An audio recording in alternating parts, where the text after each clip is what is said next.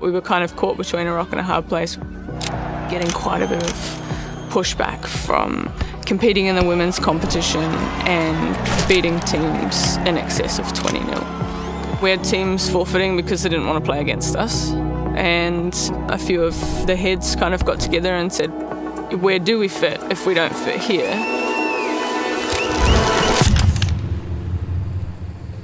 We've had massive success in the last 13 years. We had a really good squad of about 18. Everyone was fit, healthy.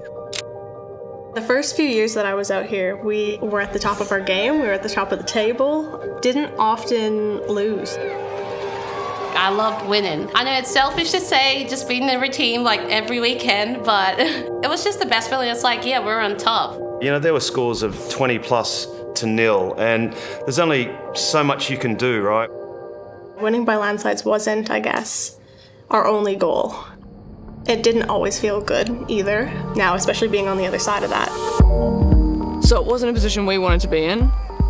It was 1 week before the season was due to start, and the draws were released and we didn't know where we were going to be. And so a week out, we got the draw and we were in the under-16 boys competition. We knew the challenge that was going to lay ahead for us this season.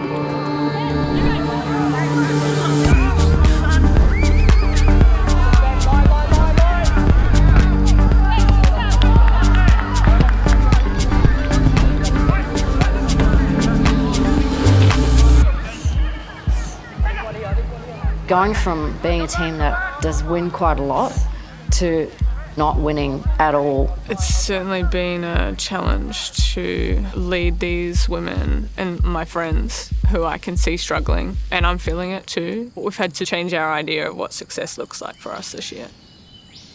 All right, guys, so we're just coming up to halfway through the season. Just want to check in and see how everyone's feeling. Yeah, mentally, I'm actually exhausted as well. Yeah. But then it's like, need to stay positive. You know, this comp is it's hard, but as long as we're in it together.